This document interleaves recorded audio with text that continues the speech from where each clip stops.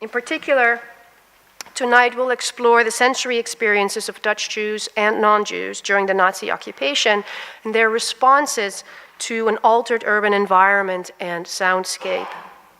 And I'm very much aware that there may be people in this audience tonight who lived through these difficult years and who know infinitely more about this topic and this subject than I do. And I hope not to disappoint, and I hope to learn from your questions and comments afterwards in the Q&A.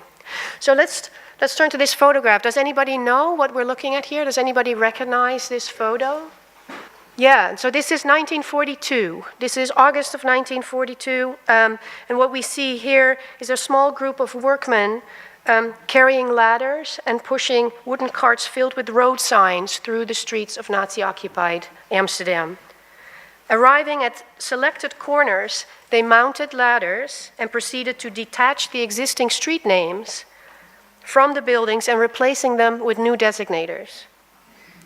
Most of the signs earmarked for removal refer to Jewish residents, to the Dutch royal family, or occasionally to a social democratic politician. And their names were to be erased from the urban landscape, from the soundscape, and from public memory.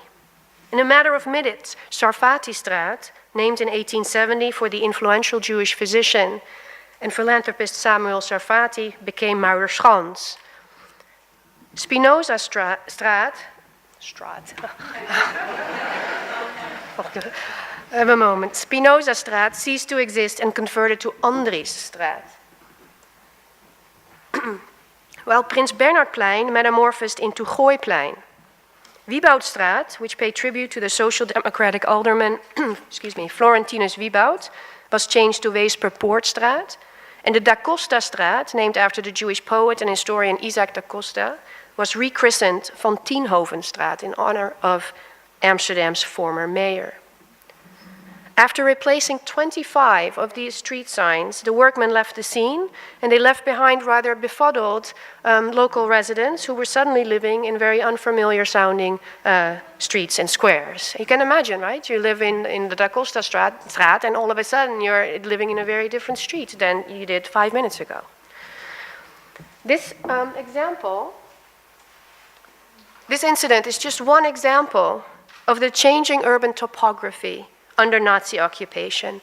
Throughout Amsterdam, once recognizable sights and sounds, familiar movements and rhythms were disrupted by what we may call the semiotics of war, signs and symbols of an external military force, the pervasiveness of which deeply unsettled the local Dutch population. The occupation went beyond the physical manifestation of German soldiers and the sounds of marching boots in the streets to encompass an alteration of the urban texture in which local residents lived, worked, and moved. This process is visible and audible, not merely in the changing of street names, but also in ubiquitous public announcements and propaganda posters, forbidden for Jews signs in the cafe windows, raised bridges, drawbridges over the canals to control the movement of vehicles and people, permanently dark windows, closed shutters, German language traffic signs, the sound of metal bicycle tires on cobblestones, the near disappearance of cars and trams, the silence, as Ronald mentioned, the silence of curfew, but also the noise of frequent air raid alarms, all of which forced the Amsterdam population, and in particular the Jewish neighbors among them, to negotiate a new reality of a Nazi presence. So the Nazification of the urban environment disrupted well-established social practices, and it functioned as an effective tool to reappropriate Dutch space. So, excuse me. One historical research that illuminates how people responded to this and their interactions with their changing urban environment and topography is a national collection of Dutch War Diaries. It's an extensive collection, mostly because in 1940, Dutch citizens responded positively to a Radio Orange broadcast by the exiled government, which asked citizens to record their experiences in writing. So housewives, high school students, physicians, journalists, shopkeepers, tram drivers alike, they kept diaries, more than 800 of which have been digitized in an effort to preserve collective memory of the Netherlands under occupation. So these accounts attest, so they're accessible, we can read them, you can download them and read all these diaries. And people talk about what they see, what they hear, what they smell, what they experience. And these accounts attest that the Nazi authorities used the sights and the sounds of the built environment to mediate and to affirm new forms of hierarchy, control, and social structures, claiming the right to dominate Amsterdam's visual and acoustic space. So the construction of a visual and oral semiotics of war helped define relations between occupier and occupied, between Nazi sympathizers and antagonists, between Jews and non-Jews. This is a familiar picture. I'm sure people have seen this one before. Different signs that popped up under the occupation. So, and here, we'll talk more about this in a minute. Let's first take a step back. Prior to the war, Amsterdam, similar to any other place, had its own distinctive, what historians call aural signature. The city's sounds, including tram and bicycle bells, its many church carillons, seagulls, honking cars, they were, and sometimes still are, very noticeable to foreigners, but these offered reliable cues to local residents and anchored them in a familiar settings. We are familiar with the sounds of the city.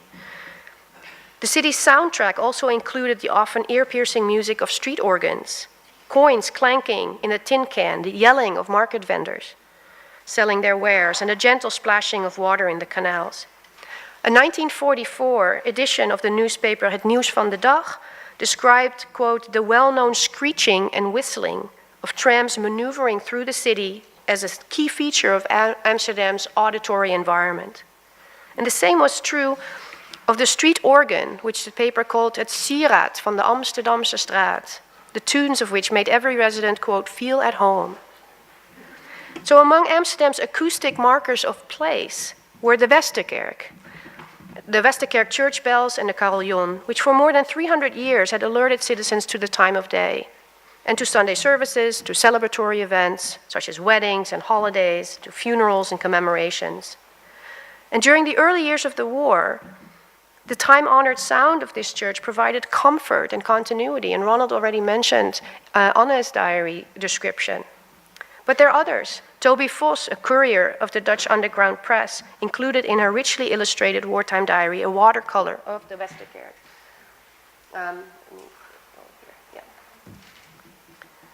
Anne, while in hiding with her family, she could see the clock tower, and she confided in her diary that she found it chiming every 15 minutes, quote, reassuring, particularly at night. The Nazis confiscated the carillon in 1943, removing the familiar soundtrack of rhythm and place.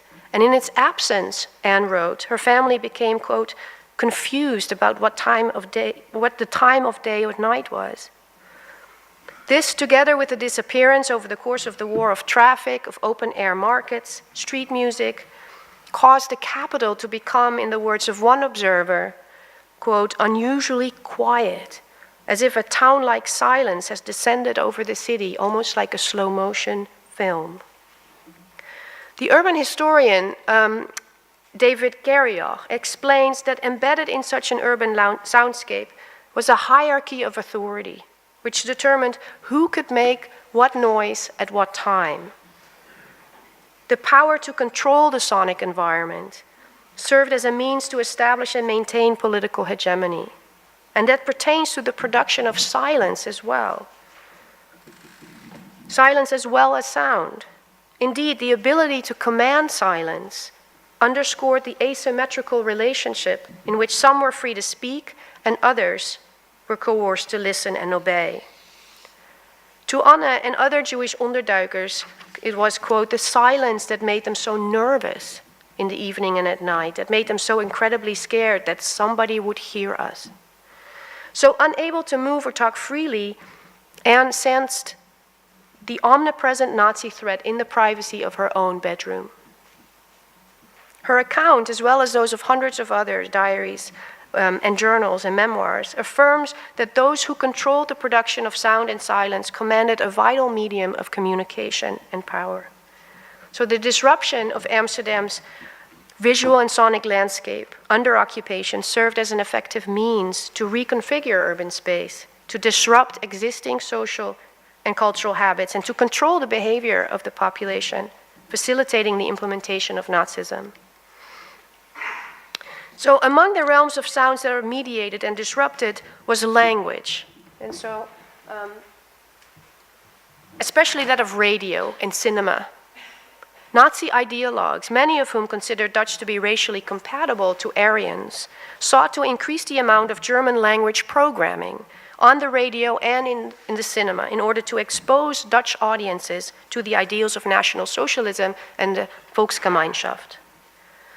As one historian maintained, the nature of the totalitarian state and the desire of German leaders to convert the Dutch people to National Socialism made it imperative for occupation authorities to establish firm control over the media of communication. And this pertained especially to radio, which was deemed the prime auditory medium for fostering cultural alliance and ideological unification. With more than 1 million radios registered, estimates are that 1 in every 3 households in the Netherlands owned a radio. The radio reached millions of Dutch listeners. So a direct consequence of the occupiers' objective was a German decree issued in 1941 that outlawed all existing Dutch radio stations, replacing them with a new national station under direct command known as the Reichs Radio. According to the German Ministry of Propaganda, the Reichs Radio served to reinforce, quote, the reality that the Netherlands were a natural part of the Great Germanic Reich. That is to say, it should represent our cultural, linguistic, and racial and geographical unity, unquote. Gleichschaltung, which is the policy of synchronizing and bringing together political parties, state governments, and cultural and professional organizations in line with Nazi goals, thus extended into the private acoustic spaces of Dutch living rooms. By using mediated sounds, propagandists attempted to shape the listener's understanding of the Netherlands as part of the new German collective, creating what Carolyn Birdsall called an imagined listening community. The Rijksradio carefully orchestrated news content, tone, and music. So, for instance, jazz and swing were forbidden, whereas Dutch and German Volksmuziek was broadcast much more frequently than in the past. The clandestine newspaper Het Parool reported on a communiqué to radio programmers specifying that music written by English, American, and Polish composers, with the exception of Chopin apparently, was quote-unquote degenerate and unsuitable for public consumption, as was any music composed and performed by Jewish artists. When the blacklist was extended to records produced by Jewish, British, or American corporations, Het Parool bitterly complained that, quote, hardly anything is left, he said. We're going to talk about the radio a bit more later, because it doesn't mean that we didn't hear those things. There's also ways in which they did still have jazz on the radio. We'll talk about that in a minute. So the soundtrack of Nazism also resonated elsewhere. Commonplace sounds that would typically be considered non-political. During wartime, the ringing of a doorbell, loud footsteps, or even backfiring car could spark fear among residents, especially when they were heard after curfew or in the dark. Many authors of wartime diaries describe how the darkness greatly amplified acoustics. You can imagine if this were dark, if we turned off the lights, right? All of a sudden my voice takes over your other senses. And so in the dark, acoustics are amplified. And they heightened attention to sonic markers.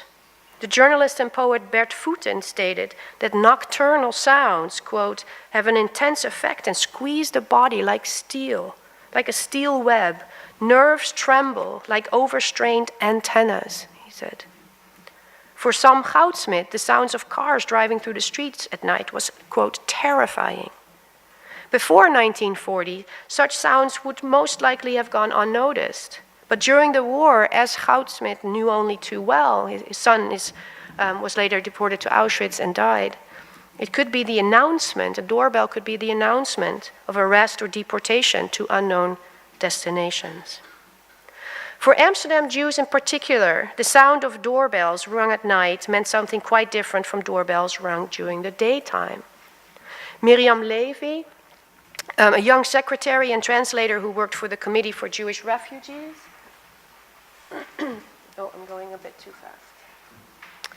Described in her diary called Ik zal je beschrijven hoe een dag er hier uitziet. I'm very impressed with my own Dutch pronunciation still. That she deliberately stayed up past midnight to minimize the risk of being woken up by a doorbell, as this sound instilled paralyzing fear of being picked up for deportation. I'm afraid to go to bed, she wrote. Every footstep I hear leaves me stiff with dread. You don't know what it's like, she writes, hearing those footsteps coming closer, the raging fear. Will they stop? Will the doorbell ring? So not only the sound itself, but the anticipation of sound piercing through the silence, the dreaded doorbell, as one newspaper called it, was a source of great fear. In a 1942 diary entry, Edith Velmans described how, quote, the doorbell suddenly rang. We all froze. It was late, after 11. Who could that be? My heart is beating wildly. I looked around, hesitating. I wanted to hide. Clenching my teeth, I just stayed where I was. In this instant, a German soldier had noticed a glimmer of light coming from the side of the house, which broke Nazi regulations to extinguish all lights after dusk. And he issued a warning, and then he left. Right? But he rang the doorbell at night and then gave them a warning, and he left. And as the front door closed, Velmans wrote, the family, quote, all white as a sheet, wiping our foreheads, sighed with relief. Significantly, Velmans did not make any mention of ghettos, camps. Rather, the family's fear stemmed from the threat of arrest and deportation to the east. For another diarist, Meyer Lisser, such incidents triggered anger. He confessed to lashing out at people who rang his doorbell at 1 a.m. because they had seen some light. One local housewife, as well as a Jewish couple that she helped hide, experienced extreme fright and felt their, quote, blood turn to ice when loud footsteps and a doorbell rudely awakened them at 3 a.m. So these descriptions of sound illuminated how Dutch citizens experienced a new reality, although emphatically a more deadly one for Jews than for non-Jews. The shared meaning of a ringing doorbell was redefined during the war. From an innocent sound that requested social interaction to something sinister that prompted terror, a sonic marker of power and control. The same is true for silence, of course. In the absence of familiar urban sounds, there's often an unnerving silence in the city. Yet in this sense, too, it was a sound of authority. Silence could be a sound of authority, as it announced the presence of the Nazi state. So in fact, silence becomes a topic of concern to both occupier and occupied. And underground newspapers begin to urge their citizens to, quote, restrain themselves, practice silence, and to, quote, repress their curiosity in the workplace, on the tram or even at home, as, quote, the enemy is listening. And you can see this here in these kinds of propaganda pieces. Schweig, be quiet, yeah. And so if they wanted to speak or be critical, for instance, they found other ways to talk critically. For instance, about Hitler, they would talk about meneer Jansen as Mr. Johnson instead of using Hitler in his name. People started whispering. They would greet each other with ASO, Adolf zal ondergaan, as a way of saying a kind of a secretive way of having an interaction that you're all on the same page. Okay. I'm going to skip this. Okay, so let's move from sound to signs. there's a lot more to say about this, but it's just an indication of a larger project. One of the best-known signs and markers during the war, of course, is the yellow Star of David. During the period of occupation, the Jewish population of Amsterdam became much more visible because of this. And this fact leads us to consider the visual as opposed to the audible markers of exclusion. Or in the words of one contemporary, the attempt to, quote, put a German Nazi stamp on our public sphere, unquote. And so Miriam Feldmans recounts in her diary in 1942 that all Jews were ordered to wear a yellow Star of David, and that these announcements appeared throughout the city, right? They were publicly announced in the city with instructions of how it should be attached.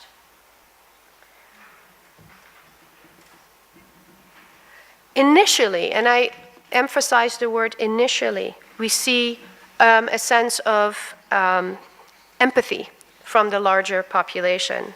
And so we have diarists who talk about, for instance, that strangers responded, with sympathy toward her, and that she felt, quote unquote, starstruck. There were stars everywhere today, and people let me go first and offered me seats on the tram. It's delightful, he said. For Salomon de Jong, the polite response of passers-by to Jews wearing stars symbolized the pinnacle of positive relations between Jews and non-Jews. He said, I feel the communal affection toward us as persecuted Jews, he says. In a city where acculturation was advanced and where Jews had blended into the Dutch life and culture, the initial non-Jewish response to the star was, in the words of one diarist, that of solidarity and, quote, polite resistance.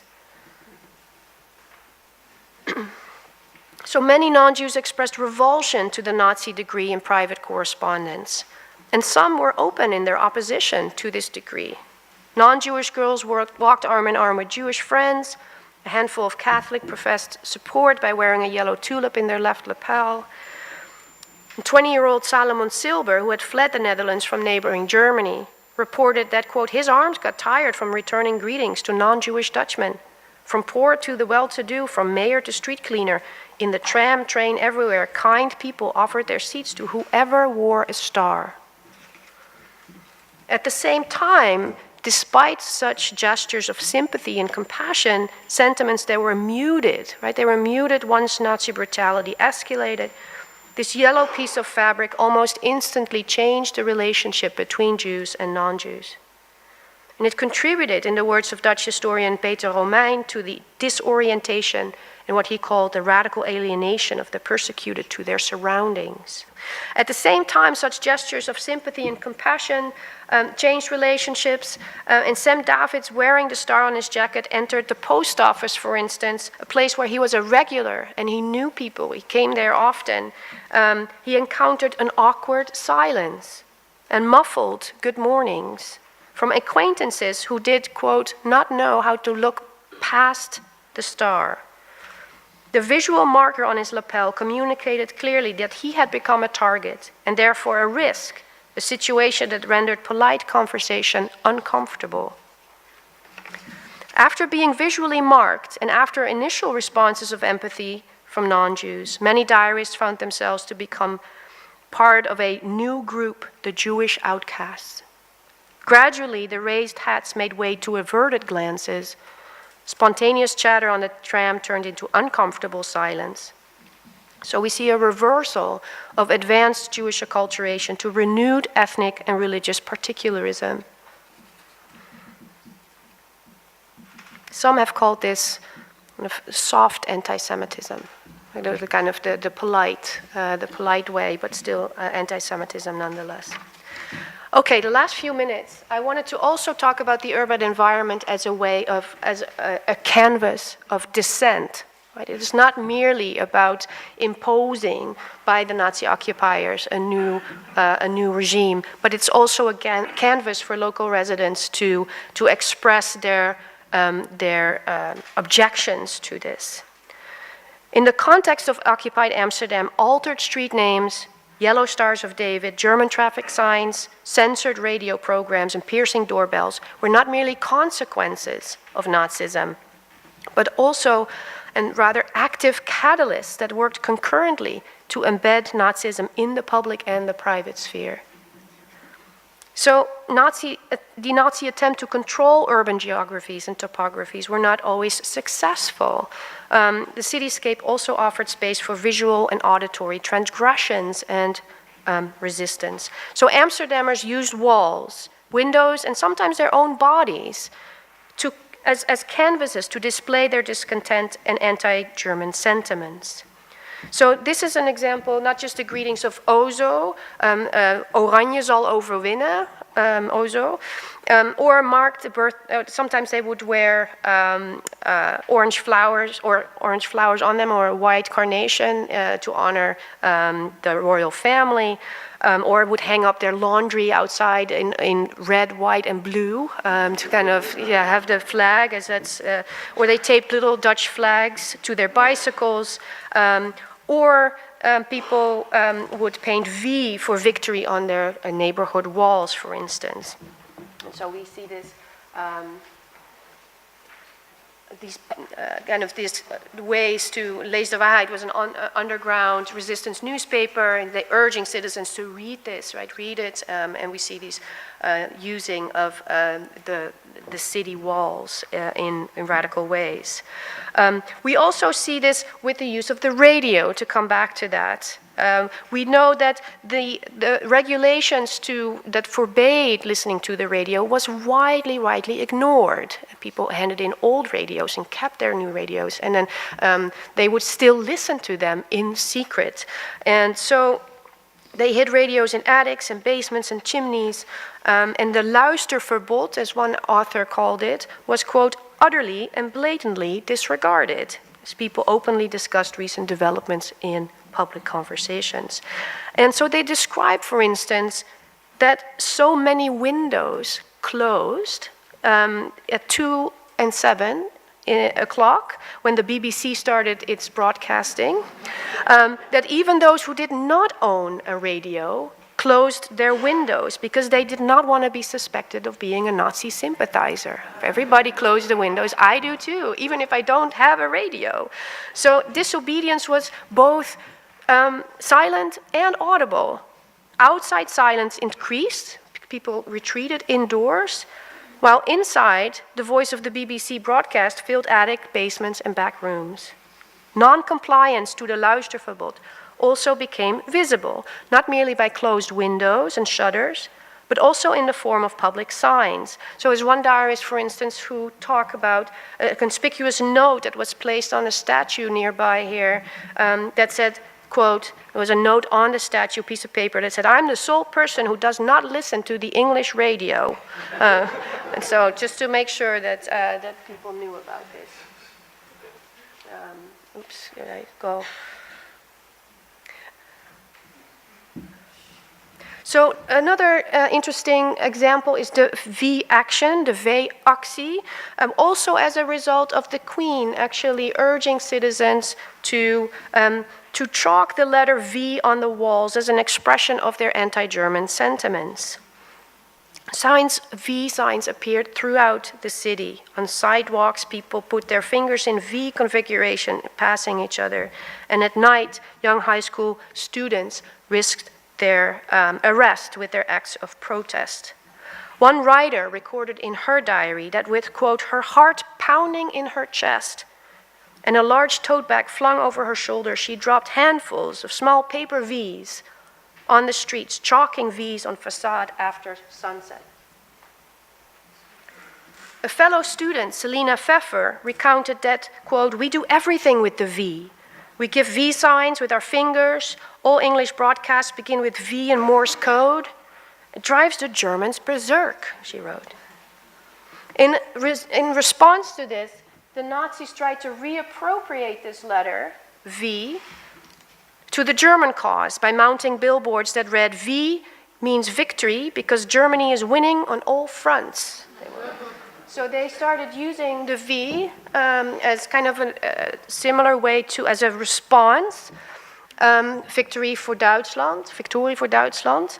And then many of the V's, however, were subsequently altered into W's for Wilhelmina, so as to reclaim. So they kept on chalking on these walls as a way to own the space, right? To own the walls and the messages, and leaving urban signatures of dissent. My last example, let's see here, that we see as signs was the so-called visual dissent, was carried out by Dutch physicians in 1943. This is not that well known. Nobody in the States at least knows about it. I'm not sure how familiar you are with it, with the dissolving of the Royal Medical Society, replaced by the Artsenkamer, the physician Artsenkamer, which aimed to bring medicine, as in Nazi Germany, to bring medicine in line with National Socialist racial doctrine. Membership in these organizations for Dutch doctors was mandatory and automatic. However, the vast majority of physicians, an estimated 6,200 out of approximately 7,000 licensed medical professionals, submitted letters of resignation and joined a dissent organization known as Medisch Contact, established in 1941. And as a result of that, they were stripped of their licenses, even though they continued to treat patients. And in 1943, this escalated, with physicians removing their references to their professional standing, dispensing with letterhead stationery, and taping over their nameplates that said arts. And so they taped it over with making sure that it was no longer visible. They did not want to be identified and associated with the Artsenkamer. So Nazi sympathizers responded by this. And so we see this here too, Dr. Schoen and Dr. Siemer, all plastering their names. Oops, I'm going, let me see. Nazi sympathizers, of course, responded by this by then painting the word art on their door, reclaiming that space and saying, no, you are a physician and thereby you are a member of the Artsenkamer. It's a long story, and many of these doctors are arrested and they're deported, sent to Amersfoort and Vught concentration camps. But a few days later, as a result of administrative chaos in Amsterdam and elsewhere, where the camp authorities released the doctors, bypassing the Nazi-controlled Artsenkamer. So, I'm almost done. The success of the physicians' revolt is rather exceptional. By and large, most public acts of resistance in the Netherlands, as in other places under Nazi rule, were symbolic in nature. Chalking V's on city walls or wearing a carnation to express loyalty to the Dutch crown did nothing to prevent the deportation of the great majority of Dutch Jews to Nazi death camps. So symbolic defiance allowed people the satisfaction of small personal victories. But it was always clear that Nazi power was overwhelming and thus unfazed by what the Sicherheitspolizei termed passive resistance. Diarists are well aware that sabotage to overthrow the Nazi regime was, quote, an illusion that cannot be realized.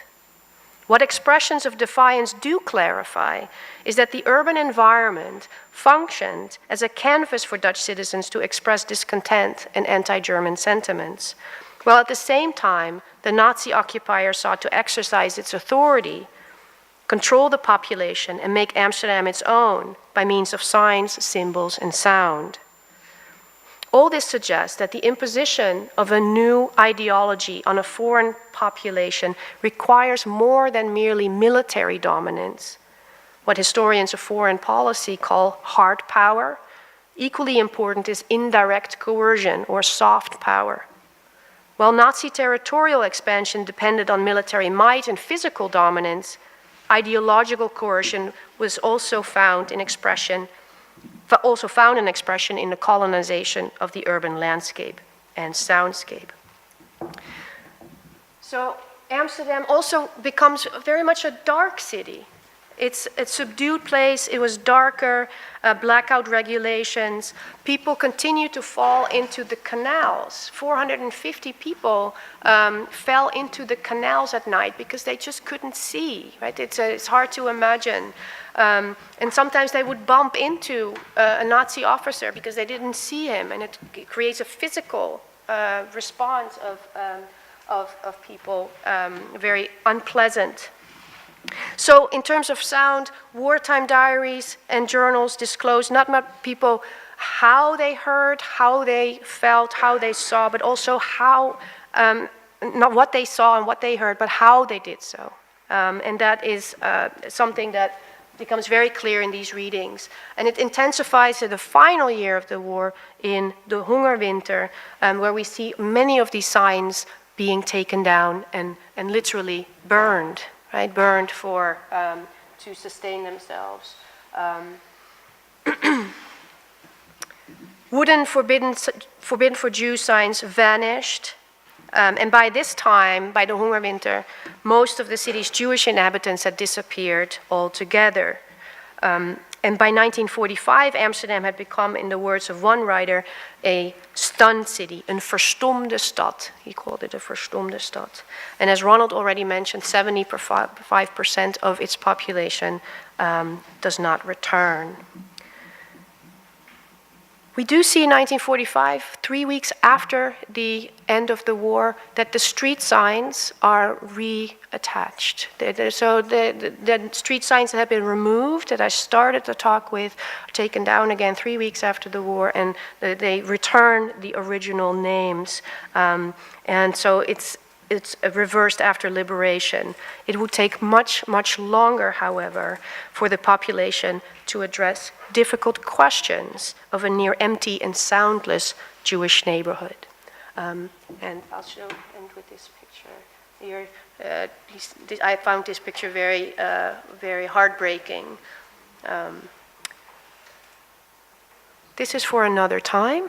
This is also the changing of taste as also a sensory experience, difference in taste during the war. We see recipes for tulip bulbs circulating, and we see diets and taste changing. And I will keep it at that. Thank you very much for your attention.